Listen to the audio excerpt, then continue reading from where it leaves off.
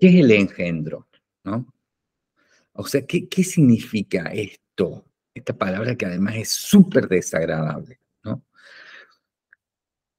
Que un poco tiene que ver con esto de los mutants, ¿no? Eh,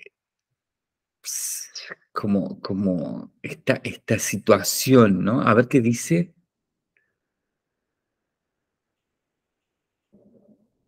No se te escucha. Perdón. Ser físico con aspecto anormal y deforme. Engendro. Qué fuerte, ¿no? Porque ahí volvemos al punto. Anormal y deforme. Dice, la palabra engendrar viene del latín ingenerare y significa hacer nacer, crear. Sus componentes léxicos son el prefijo impenetración y generare, producir. Ver prefijos, bueno, progenitor, ingeniero y también enfrentar. Pero fíjate vos como una palabra que tiene relación con la creación termina siendo el monstruo. En mis distintos trayectos por los grupos feministas, siempre es una sorpresa darme cuenta que nadie conoce, o apenas casi nadie conoce, el origen de la palabra feminismo. No os lo voy a preguntar porque sería bochornoso, pero no, esto no lo digo no lo digo porque vosotros seáis imbéciles indocumentados. Lo digo porque colectivamente somos el efecto de un borrado sistemático de los saberes subalternos sobre el cuerpo. Y por tanto, seguramente podéis llegar a tener un doctorado en sociología sin haber estudiado jamás la historia del feminismo. Algo que es una aberración. Y por tanto, eso hace que me da igual la cantidad de títulos que podamos tener aquí colectivamente, seguro, prácticamente seguro, entre todos no podríamos decir cuál es el origen de la palabra feminismo, y a mí me ha llevado años y he encontrado este origen, fijaos, casi por casualidad. Es decir, ¿cómo?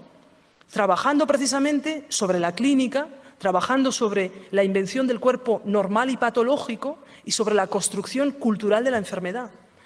Os digo cómo aparece esa noción de feminismo, para que veáis, es decir, para que veáis qué demonios podría ser el feminismo como horizonte de transformación política y cultural. Es decir, un feminismo, ya vais a ver, en el que el sujeto de transformación política no es exactamente el cuerpo de la mujer, sino el cuerpo patológico. Bien, esa noción es inventada en 1871, de nuevo veis que, es decir, estamos en pleno auge de la clínica, en 1871, ¿por quién? Por un especialista en tuberculosis francés, el doctor Fanot de la Cour, que escribe un tratado sobre la feminización de los hombres que sufren de tuberculosis. Fanot de la Cour dice, en 1871, los hombres que sufren de tuberculosis pierden los caracteres secundarios masculinos y sufren de feminización. Y fijaos, a esa patología que afecta a los hombres tuberculosos, Fanot de la Cour la llama ni más ni menos que feminismo. Y por tanto, la palabra feminismo, en sentido etimológico, aparece por primera vez en el discurso eurocéntrico del siglo XIX como, fijaos, como un significante médico que describe en absoluto a las mujeres, en absoluto el movimiento de las mujeres, es decir, de lucha y de activismo de las mujeres en el siglo XIX, en absoluto.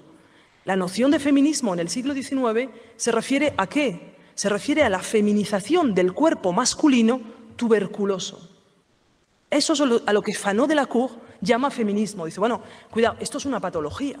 ¿Qué es el feminismo? Bueno, el feminismo es estos hombres tuberculosos que, afectados, es decir, por mala respiración, por un conjunto de condiciones físicas defectuosas, en algunos casos desarrollan senos, en algunos casos pierden la barba y, por tanto, se produce, según Fanot de la Cour, fijaos, un proceso de feminización patológica. Lo que va a ocurrir es que el hijo de Alejandro Dumas, que es un pamfletista francés del siglo XIX, va a recoger la noción clínica y, por tanto, que pertenece a la patología clínica de la tuberculosis del siglo XIX. Fijaos, es decir, estamos en pura ciencia ficción, amigos. Es decir, es que nuestra historia, ¿no? Es que nuestra historia es para no dar crédito. Es decir, arrastramos colectivamente un conjunto de joyas semiótico-políticas que es que no las merecemos. Entonces, un año más tarde, Alejandro Dumas hijo, que evidentemente era muy sarcástico, es decir, era un escritor panfletario de la época y, por tanto, estaba, es decir, muy al tanto de estas nuevas nociones que van apareciendo y que, de algún modo, se ponen a circular socialmente. Y fijaos, lo que va a hacer es utilizar por primera vez la palabra clínica feminista, es decir, esa palabra que se refiere únicamente al tuberculoso afeminado, es decir, me perdonáis, utilizo la nomenclatura clínica de ese momento, para referirse a los hombres que defienden la causa de las mujeres en defensa de sus derechos políticos. Tela marinera. Es decir,